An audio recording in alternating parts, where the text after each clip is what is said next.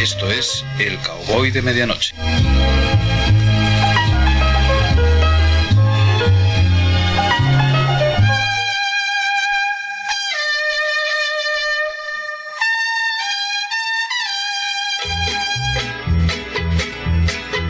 Pues aquí estamos en Cadena Universal Radio, hablando de toros y toreros. Claro, ya saben, y que Dios reparta suerte. Para aquellos que les gustan los toros y para los que no les gustan, también. Con el señor Chicuelo, hablando de toros. Una producción en cadena de Universal Radio, la emisora de tu ciudad.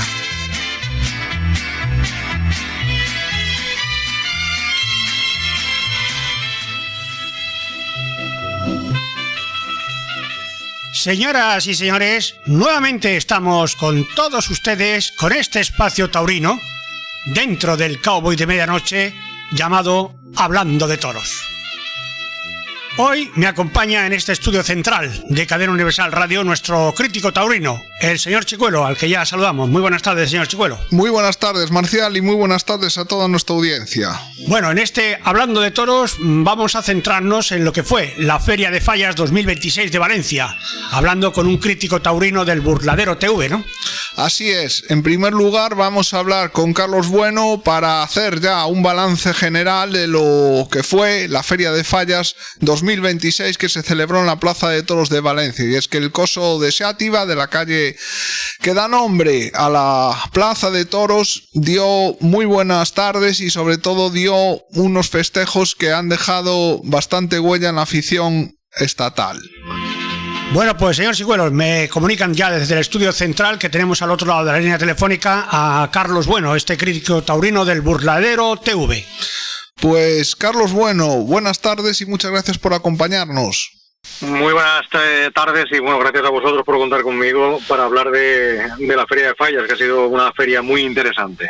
Bueno, en primer lugar, la crónica da a Samuel Navalón como absoluto triunfador, además del diestro valenciano que se ha consagrado en su propia tierra con lo que eso supone de mérito.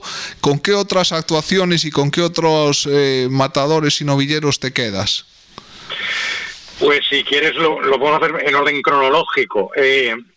A mí me gustó el primer día, la primera corrida de toros, David de Miranda, que la actitud fue extraordinaria y firmó una segunda faena de gran calibre y que da pie a pensar que estamos delante de un torero que, bueno, aunque lleve 10 años de alternativa, tiene un futuro halagüeño por delante. Entendió perfectamente un toro de la quinta, que no era fácil entenderlo, y estuvo muy firme, y a mí es de las faenas de toda la feria que más me han gustado. Luego, evidentemente, el día de Samuel Navalón, pues yo creo que fue el día grande, porque si hubiese matado bien, que es algo que ha sucedido a lo largo de toda la feria, que no se han matado bien los toros, si hubiese matado bien, como digo, en vez de 2 orejas, una de cada toro, hubiese salido con 2 orejas de cada uno, 2 orejones de cada toro, y además ganadas a ley. Lo para que bueno, que pinchó y perdió esa posibilidad de salir con 4 orejas, aún así salió con 2. Y no hay que olvidar que Roca Rey, sin estar a la altura de ambición de otras tardes o de otras ferias, estuvo muy bien con el primer toro, un poco más conformista con el segundo, pero con el primero estuvo muy bien y también lo pinchó. Después de ello, pues yo destacaría a Pablo Aguado, que también firmó una faena interesante, sin alcanzar tampoco las cuotas que de él se esperan, pero bueno, firmó lo más destacado de la tarde del 15 de marzo con los toros de Jandilla.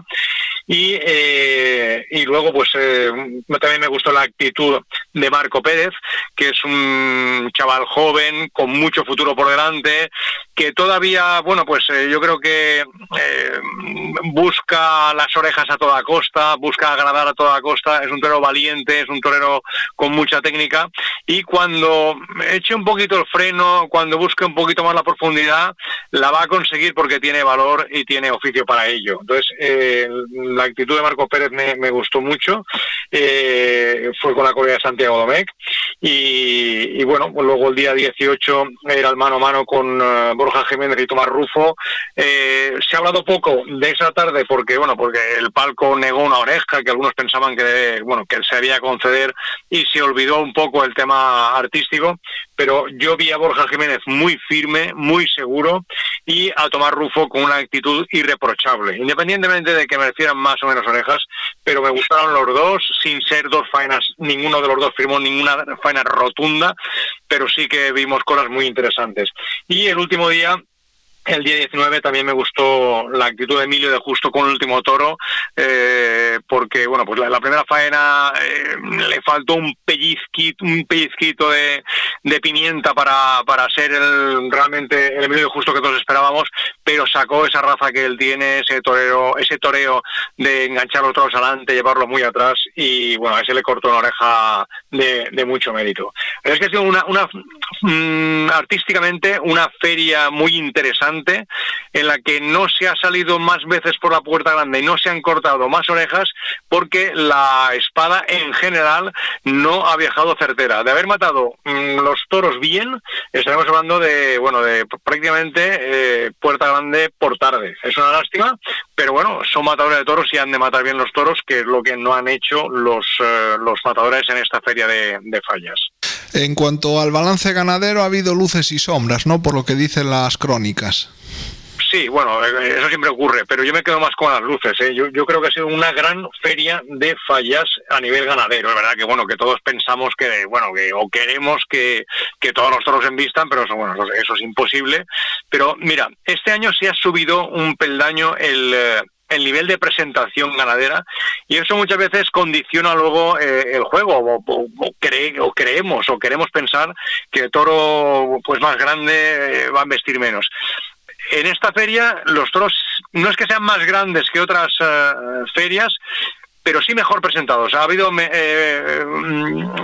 tardes con los toros muy parejos, que eso lo echábamos en falta en Valencia, y posiblemente con una media de kilos de 20, 30 kilos más que otras ferias. Y sin embargo han salido toros muy en el tipo, y han embestido. Yo he contabilizado que han embestido 21 toros con claridad. Y lo tengo aquí anotado. Uno de la quinta, que es verdad que esperábamos más de esa ganadería, 5 de Victoriano del Río, 1 del puerto de San Lorenzo, 1 de Jandilla Extraordinario, 4 de Santiago Domecq, 5 de Domingo Hernández y 4 de Cubillo. Estamos hablando de 21 toros. De ellos, yo diría que ha habido 3-4 toros sobresalientes, aunque solo se le ha dado la vuelta al ruedo a uno. Yo creo que ha habido toros que merecían la vuelta al ruedo y que han posibilitado que los toreros se expresen y que hubiesen podido cortar las dos orejas de haber matado bien. Entre ellos, por ejemplo, el de Jandilla, que fue un toro para mí extraordinario. De Santiago Domecq también hubo un toro buenísimo, además era un sobrero, y nadie esperaba que un sobrero embistiese con esa claridad, pero permitió a Pereira realizar una gran faena. Y como digo, pleno de Victoriano, pleno de Domingo Hernández, con 5 toros con muchas posibilidades. Ahí es que dentro de que sí que es verdad que ha habido toros que han manseado, que no han embestido, y también novilladas, pero en general ha habido muchos toros con muchas posibilidades. Por último, y aunque lo hemos deslizado anteriormente, no podemos dejar pasar el tema del palco, y es que las distintas presidencias que se han dado cita y que han presidido las corridas de toros y novilladas en la Plaza de Toros de Valencia, han sido protagonistas, y sobre todo ha causado bastante malestar en el público presente en los festejos. Coméntanos tu opinión al respecto. Claro, fíjate, hoy estábamos en una reunión con la Consellería de Interior y éramos 20 periodistas. Y en mi turno de palabra, yo lo que he dicho y lo que voy a repetir aquí es que, 20 periodistas posiblemente sean 20 opiniones diferentes. Muchas coincidirán, pero no del todo. Entonces, dándote mi opinión, yo las corridas las veo desde el palco de prensa, que está a la misma altura que el palco presidencial. y yo creo que en este caso habría que darle la razón al palco presidencial. Te lo digo porque, bueno, sí que hay una tarde, que es la tarde del 18 de marzo, el mano a mano entre Borja Jiménez y Tomás Rufo, que bueno, que es la tarde que desata la polémica, que hay un toro en el que se pide la oreja a gritos, por mayoría a gritos, y que se desestima otorgarla. Y yo creo que acierta en este caso la presidenta de esa corrida, porque las orejas no se piden a gritos. ¿Cómo se mide si hay mayoría a gritos? ¿Cómo sabemos si uno está gritando o pitando porque quiere la oreja o porque no la quiere?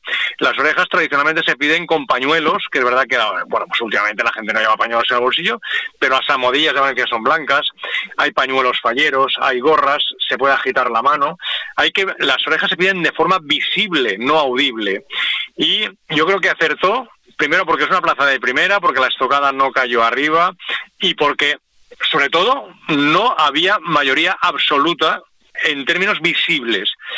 En el último toro de la tarde sí que concede a la oreja la presidencia, a pesar de que para mi gusto la estocada había caído baja, y sí que la concede, pero en ese toro sí que había mayoría visible. Lo que entiendo es que, pues ese día es verdad que había mucha gente neófita en la plaza, se habla de unas 4.000 entradas de gente que acudía por primera vez o sin ser abonados, y quizá, es una lectura que hago yo, mucha gente se preguntó por qué la presidencia no había otorgado esa oreja a pesar del griterío. Entiendo que los aficionados explicarían que no se había concedido porque, pues las orejas se piden de forma visible. Y sin embargo, en ese último toro de la corrida, sí que se otorga la oreja porque sí que hay una mayoría visible, o sea, la gente sí que saca pañuelos, revistas, almohadillas, gorras, y en esa mayoría visible, a pesar de que, ya te digo que para mi gusto la estocada había caído baja, sí que se otorga la oreja porque, visiblemente había mayoría. Vengo a decirte que sí que existe, porque hay gente que dice, hombre, es que nadie lleva pañuelos ya en el bolsillo. Bueno, pues visiblemente se vio desde donde yo estaba que había cambiado la petición y que ya no era tanto a gritos y a silbidos, sino de forma, con pañuelos, con revistas, con almohadillas. Entonces, yo creo que acertó el palco, estamos en la plaza de primera, no hay que buscar la seriedad ni el rigor de Madrid, porque ni Bilbao ni Sevilla, cada plaza tiene su idiosincrasia, tiene su personalidad, y Valencia tiene que definir su personalidad, y yo creo que esta feria, creo personalmente que se ha acertado bastante, nunca al 100%, porque cada uno pensará de alguna manera, pero creo que se ha acertado bastante con lo que debe ser el rigor de una plaza de primera, tanto en presentación de las corridas, en presentación del ganado, como en la concesión de trofeos. Y es, repito, una opinión personal. Pues con ella nos quedamos y te agradecemos muy mucho tu presencia en nuestros micrófonos. Un abrazo, Carlos. Un abrazo muy fuerte. Bueno, señor Sigüelo, ahí estaba ese resumen de lo que fue la Feria de Fallas 2026 de Valencia en la voz del crítico taurino del Burladero TV, Carlos Bueno. Pero continuamos con esta Feria de Fallas 2026, ahora con uno de los grandes triunfadores. Así es, el triunfador absoluto de la feria, como apuntaba Carlos, fue Samuel Navalón, al que el público de Hablando de Toros ya conoce porque lo tuvimos en antena con ocasión de otro de sus triunfos anteriores. Hoy vamos a hablar de un maestro que está causando sensaciones por la juventud que atesora. Hablamos de un diestro salmantino que, más allá de un niño prodigio, es un auténtico maestro y nos va a dar una erudición de tauromaquia como expresa en los ruedos cuando torea. Hablamos naturalmente de Marco Pérez. Maestro, buenas tardes. ¿Qué tal? Buenas tardes, un placer estar en su programa. Bueno, ante todo, darte la enhorabuena porque desde que aterrizaste de América, hablamos de La Flecha, que es Arroyo de la Encomienda en Valladolid, Puerta Grande, Vargas en Toledo, Dos Orejas y Rabo, Puerta Grande, por supuesto, Olivenza en Badajoz, Puerta Grande, con también oreja más 2, Castellón, que ya es una feria seria y con mucho raigambre, y sobre todo con una ganadería que te tocó, que es local para ti, pero que es muy dificultosa, como era Montalvo, Puerta Grande con 2 orejas, Valencia, la que acabamos de hablar, Puerta Grande con en cada estado oreja más petición, en cada estado, repetimos, y ayer en Navalmoral de la Mata, en la provincia de Cáceres, 2 orejas y vuelta, Puerta Grande. Enhorabuena, ¿cómo se logra todo esto? Bueno, muchas gracias. La verdad que ha sido un inicio de temporada muy bonito, muy importante. Ha habido tardes de mucha pasión, sobre todo de mucha entrega. Creo que lo que he intentado anteponer sobre todo, como te digo, ha sido la entrega, la actitud y las ganas. Y sobre esa base pues he intentado construir según lo que me iba dando cada animal, según la estructura de cada faena, pues asentarlo todo también sobre el toreo que a mí me gusta interpretar. He tenido la suerte de encontrarme toros que me han permitido expresar ese toreo de sentimiento y de gusto, que es el que voy buscando y con el que me identifico y el que me parece que hace de verdad emocionarse a la gente. Y bueno, pues en otros momentos en los que los toros no me han permitido expresarme de esa forma y tenía pues la necesidad de triunfar, pues he tenido que tirar de otros recursos técnicos para también pues conectar con el tendido y sacar el máximo partido a los toros. Y como te digo, bueno, pues ha sido un inicio muy bonito, lo que había soñado, lo que necesitaba para el planteamiento de temporada que hemos planeado. Y bueno, pues estoy muy feliz, muy orgulloso, pero bueno, pues tengo claro que esto no ha hecho más que comenzar y que la temporada es muy larga y todavía, si Dios quiere, pues nos quedan muchísimas tardes de triunfo y sobre todo de ir profundizando en ese toreo que es el que me gusta. Marco, de tu periplo americano, ¿con qué te quedas? Pues ha sido un invierno muy importante. He podido, como bien dices, hacer temporada americana y bueno, sabemos de los matices y de las distintas teclas que tiene el toro americano. Muy diferente entre sí en cada uno de los países que he estado, que han sido México, Venezuela, Ecuador y Colombia, pero sí que también pues he tenido la suerte de cuajar faenas muy importantes, sobre todo en México. Con ese típico toro con la embestida muy reducida, muy espaciosa, con mucha profundidad.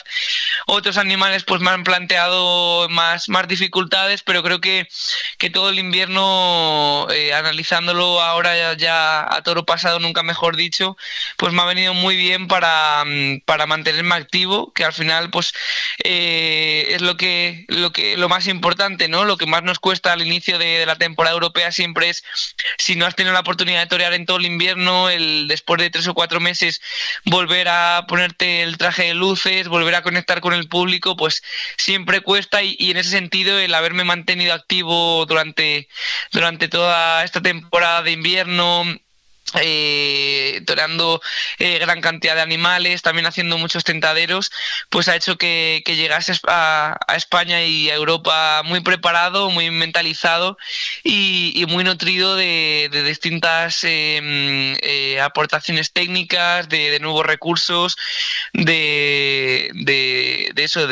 mayor profundidad en mi concepto y creo que ha sido muy importante y muy positivo. Bueno, hoy vamos a dar a conocer al gran público de Cadena Universal Radio a este gran maestro que está siendo la revelación de la temporada, el salmantino Marco Pérez. Coméntanos antes de nada, como aficionado, ¿cuáles son tus inicios? Es decir, en tu infancia, ¿cuáles son tus primeros recuerdos de la tauromaquia? Pues yo me apunté, mi padre fue novillero, luego se hizo banderillero y sufrió un percance aquí en Salamanca en un festival en homenaje al maestro Julio Robles y entonces se tuvo que retirar, se apartó totalmente del mundo de los toros y él nunca me quiso inculcar nada de este mundo porque sabía precisamente pues de toda la dureza que conlleva, de la disciplina, del sacrificio, y entonces nunca me quiso introducir en él ni me quiso inculcar. Y bueno, pues su familia y él es de Ciudad-Rodrigo, un pueblo aquí de Salamanca que tiene mucho arraigo al mundo del toro, que tiene sus fiestas del Carnaval del Toro, en la cual se celebran gran cantidad de festejos populares, de festivales taurinos, de encierros y de capeas, y ahí fue cuando presencié mi primer festival taurino y me impactó mucho lo que sentí, las emociones que viví. Yo contaba con 6 años y a pesar de tener pues una muy corta edad, pues como te digo, me llamó mucho la atención el cómo el torero era pues a semejanza como un héroe, y entonces les dije a mis padres que quería ser torero. Me apunté a la Escuela Taurina de Salamanca y comencé a dar pequeños pasitos, siempre con muchísima ilusión. Pero sí que es cierto que aunque al principio pues lógicamente no hay la seriedad y esa importancia de que pues lógicamente al aumentar el tamaño de los animales pues todo va cogiendo mayor dimensión, pues es con el paso de los años. Pero nunca me lo he tomado como un juego, ¿no? Siempre desde muy pequeñito mis padres me inculcaron la seriedad de esta profesión, como te digo, esa disciplina a la hora de entrenar, de los tentaderos, y siempre pues he sido en ese sentido muy, muy responsable desde muy pequeñito, y bueno, pues esos primeros pasos, esas primeras etapas en la escuela taurina, esas tardes de entrenamiento con todos mis compañeros, las recuerdo con muchísimo cariño y con mucha nostalgia.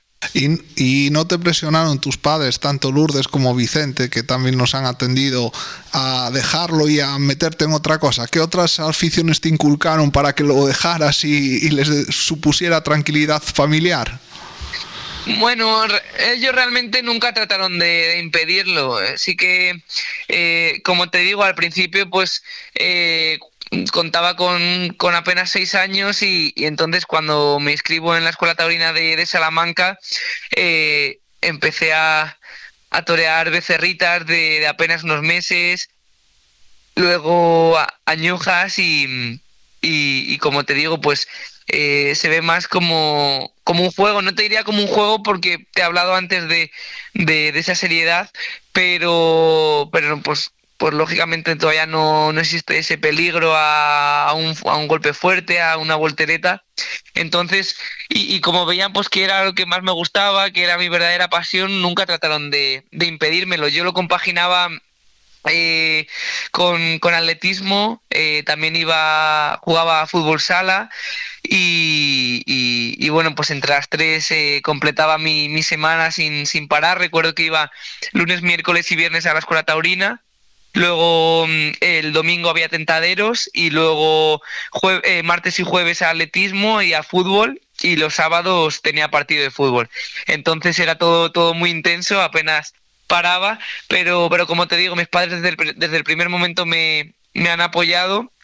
Con el paso del tiempo todo se ha ido tornando pues mucho más serio, ha ido cobrando mucha mayor importancia. Además, pues he ido dando pasos muy rápido y a veces lo comentamos, ¿no? Que ya pues parece que fue apenas hace 2 o 3 años cuando debuté, que fue por el 2022, si mal no recuerdo, y en apenas 2 o 3 años pues ya soy matador de toros, ¿no? Y da un poco de vértigo pensarlo, pero como te digo, mis padres siempre desde el principio me han apoyado, han estado conmigo en cada paso que he dado y pues se lo voy a agradecer siempre.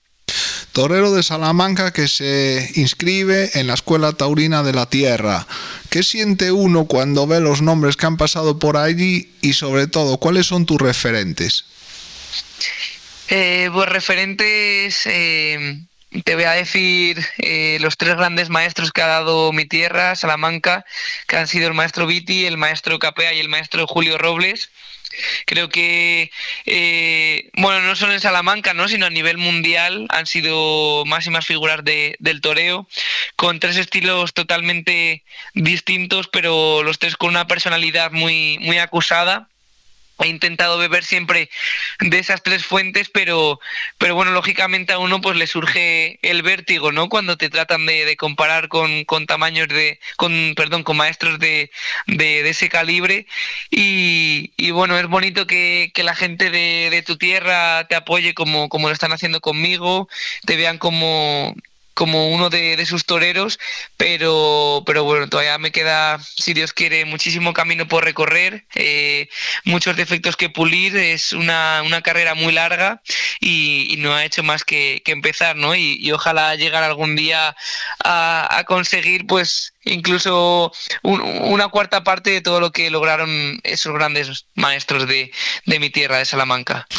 El ser torero charro tiene, en nuestra opinión, 2 vertientes. Una positiva, que es que tienes en la provincia un montón de plazas que además has reseñado antes, como Ciudad Rodrigo y otras muchas en la Sierra de Béjar, donde se dan festejos a lo largo del año de un muy distinto nivel. Pero también supone que hay una competencia brutal, porque me imagino que entre tus propios compañeros de la Escuela Taurina pues rivalizarán por precisamente hacerse un sitio en esos carteles. ¿Cómo se lleva esa situación, Marco? Sí, por supuesto, es muy bonito ser de esta tierra, porque bueno, pues tengo el privilegio de tener gran cantidad de ganaderías de toros bravos a mi alrededor, y en ese sentido pues puedo tentar mucho, puedo enfocar mi preparación muy cerquita de casa. Y aparte, pues en mi tierra, aparte de grandes maestros y toreros de muy buen corte, siempre ha habido muy buenos aficionados, como hablamos, ganaderos de la élite, pero pues supone también un poco una navaja de doble filo, ¿no? Porque también, pues como bien dices, a la hora de rivalizar con otros compañeros, pues sí que surgen esas chispas. También pues la gente te mide mucho. Para mí torear en la glorieta supone uno de los compromisos de mayor responsabilidad de cada temporada, y de los que más presión interna tengo, por 2 cosas: por no defraudar a toda mi gente que siempre me viene a apoyar y que quiere verme triunfar, y por estar a la altura de todos esos aficionados que se sientan en el tendido, que tienen pues un gran conocimiento de la lidia, y que lógicamente pues también te exigen y te miden, ¿no? Siempre se acusa un poco al público de Salamanca de esa frialdad, pero creo que es por eso, ¿no? Porque en el tendido pues se sientan aficionados de un conocimiento muy alto, con muy buen sentido del toreo, y entonces pues creo que es otra forma de ver los toros, de un análisis de las faenas más en frío, pero luego pues yo puedo contar con la suerte de que cuando yo me he entregado al máximo y toreado con ese sentimiento, la gente se ha roto conmigo y se ha metido de lleno en las faenas, ¿no? Y eso, pues interiormente, como torero de Salamanca, es muy satisfactorio y muy gratificante a la vez. Bueno, vamos a hablar de una fecha en particular. 6 de junio de 2025, Nimes, Francia. Te acartelas nada menos que con Morante de la Puebla, que es el padrino de tu alternativa y el testigo de Alejandro Talavante. Coméntanos ya no solo lo que sentiste ese día, sino el día previo, el viaje, la estancia en el hotel, y sobre todo, ¿cuál es el momento cumbre en el que no se te olvidará en la vida de ese mismo día? Pues fue un día mágico en su conjunto, ¿no? Venía yo con muchísima ilusión. Creo que es el día más esperado por todos los niños desde que empezamos a querer ser toreros. Y es un poco el dar el salto a convertirte ya en un hombre, ¿no? En ser matador de toros. Es, si no el más bonito, uno de los días más especiales en la carrera de un torero, y yo tuve la suerte de que, a pesar de estar a 1000 kilómetros de mi casa, de mi tierra, se desplazó muchísima gente de Salamanca y pues toda mi familia estuvo allí ese día acompañándome, apoyándome. Y me dio mucha fuerza. Venía con los fantasmas de la Encerrona de Madrid, que fue también una tarde muy bonita, pero que no pude redondear por la espada. Y pues eso, sumado a que era un día muy señalado en mi temporada, muy importante, que sabía que iba a tener mucha repercusión, porque además de ser en una plaza de tanta categoría como es el Anfiteatro de Nimes, que pues todos sabemos que es uno de los sitios por excelencia para los doctorados, el cartel era muy rematado con los maestros Morante de la Puebla y Alejandro Talavante, y además se televisaba por Guantoro, ¿no? O sea que el alcance iba a ser muy grande y la repercusión muy importante, y entonces pues sí que me generaba a mí esa presión, esa responsabilidad de estar a la altura de un día de un día tan importante, pero pues en los días previos, aparte de recibir muchos consejos de muchos maestros que se pusieron en contacto conmigo para felicitarme por la tarde de Madrid y para desearme suerte, pues creo que lo que más se repitió el tópico fue que disfrutara de la tarde, que como te digo es un día que no se vuelva a repetir, es un día mágico, y es lo que hice, ¿no? Intenté olvidarme de todas esas voces externas, de todas las presiones que rodeaban mi cabeza, y me liberé de ello y disfruté muchísimo. Desde por la mañana me sentí muy torero. Como te digo, tuve todo el cariño y el apoyo de mi familia, que estaba allí conmigo cuando me vestí de torero, estrenando el vestido también por excelencia para las alternativas, que es el blanco y oro. Y ya luego en la plaza, pues bueno, sí que pues no te voy a mentir, mi primer toro lo disfruté mucho, el momento del doctorado, las palabras de los maestros que bueno, las tengo un poco difusas porque es un momento de tanta emoción que bueno, pues parecía que era un sueño y no sabía si de verdad estaba ocurriendo. Y como te digo, ese toro pues no me ayudó tanto para cuajarlo, y claro, yo toreé el primero y el sexto y se me hizo la tarde muy larga porque pues los dos maestros se apretaron muchísimo, le hicieron un montón de cosas a los toros y la gente estaba muy entregada con ellos, y yo me lo jugaba todo a mi última bala, que era el sexto toro, el último toro de la tarde, y bueno, pues gracias a Dios fue un toro con mucha clase. Fue una faena muy bonita, de mucha improvisación, de mucho abandono, y pues lo recuerdo como un momento muy bello, muy bonito, de mucho éxtasis cuando lo maté y le corté las dos orejas, y bueno, pues como te digo, un día grabado en mi corazón para siempre. Bueno, estás apoderado por Jean-Baptiste Jalabert, o sea, Juan Bautista, conocido como Juan Bautista en España. Además, te acartelas en Istres, vas a estar en Mont-de-Marsan. ¿Por qué tienes ese idilio tan especial con Francia? ¿Qué te da Francia? Francia es una tierra para mí muy especial. Como bien dices, me une un vínculo muy estrecho con ella. Yo conocí a Juan porque toreé un tentadero de inauguración de los corrales de Arles en la Feria de Pascua. Pues allí los corrales son un poco a semejanza con la venta del Batán, que la gente puede ir a visitar los toros, están alejados con respecto al Coliseo, y pasan allí los días previos a la corrida, porque hay que embarcarlos y llevarlos con una semana de antelación, y directamente se embarcan el mismo día de la corrida por la mañana y se trasladan a la plaza, donde se enchiqueran directamente, puesto que no hay corrales como tal. Y entonces pues era el día de inauguración de pues que la gente podía empezar a ir a ver las corridas de toros, y había un gran ambiente. Y Juan Bautista se puso en contacto con la Escuela Taurina de Salamanca, porque había visto vídeos míos y quería llevarme allí para que torease un tentadero enfrente de todo ese público de arlesiano que acudió allí. Y bueno, así lo hicimos, fue una experiencia preciosa, y desde ese momento pues mi actuación creó un impacto bastante grande en la afición francesa, y yo lo sentí pues muy, muy de cerca a toda su gente, sentí un respeto muy bonito, muy, muy especial.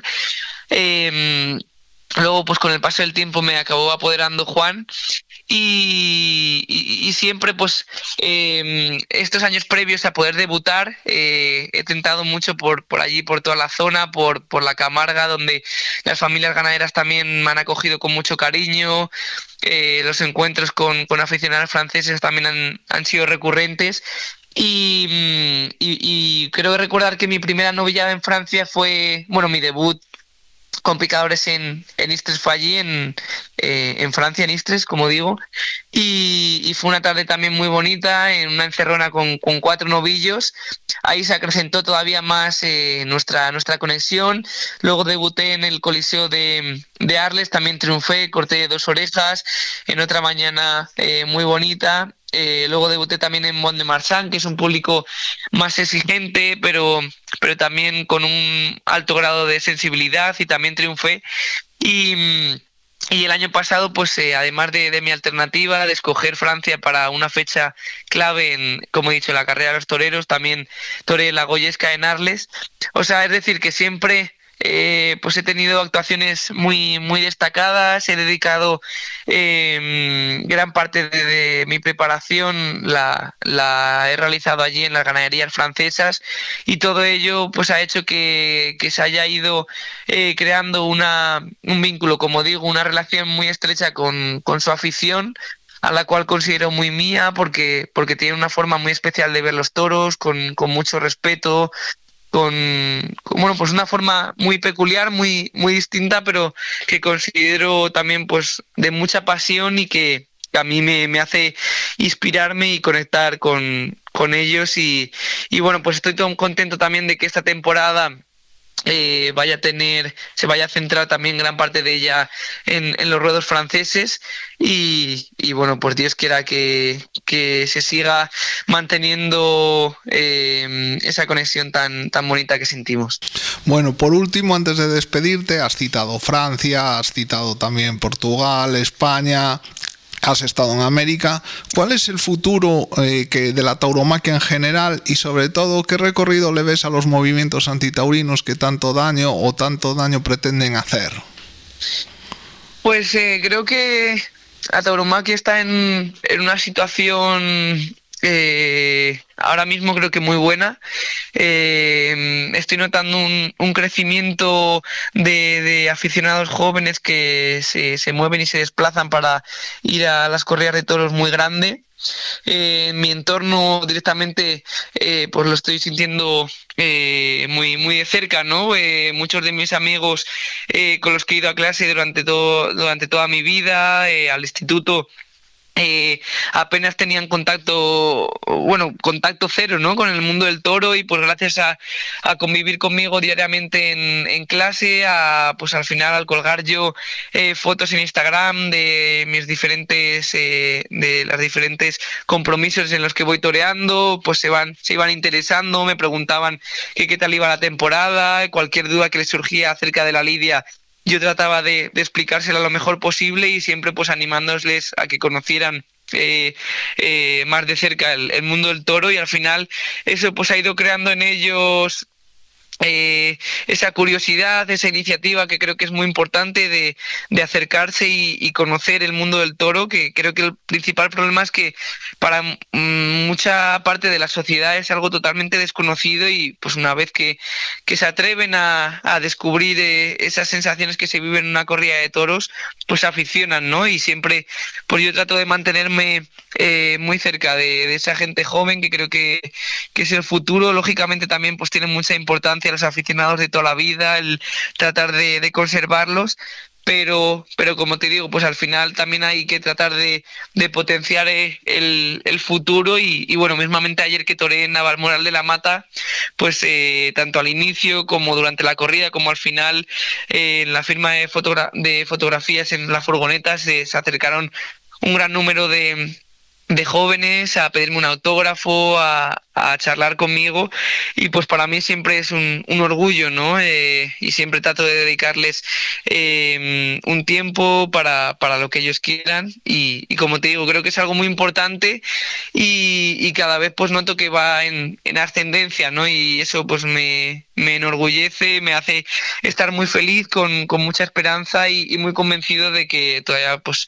nos queda mucho futuro por delante a la tauromaquia, y que está más viva que nunca. Pues maestro Marco Pérez, como sigas por este nivel de afición, de divulgación, de conocimientos y de expresión artística, más temprano que tarde ya vas a ser figura absoluta del toreo mundial. Muchas gracias y mucho ánimo y suerte. Muchísimas gracias, ha sido un placer, y bueno, Dios quiera que podamos tener muchas más entrevistas a lo largo de los años hablando de triunfos. Muchas gracias, así será, gracias. No te quepa ninguna duda. Fuerte. Un abrazo. Magnífica esa entrevista, señor Chicuelo, a ese gran torero que va a ser Marco Pérez. No, ya es. Ya es, pero será, porque es muy joven, todavía le queda mucho, ¿no? Hombre, tiene un gran futuro por delante, como hemos dicho en la entrevista y como se ha demostrado en sus declaraciones. Bueno, pues señor Chicuelo, ¿alguna cosa más que pudiéramos añadir a este especial Hablando de Toros, hoy centrados en esta Feria de Fallas 2026?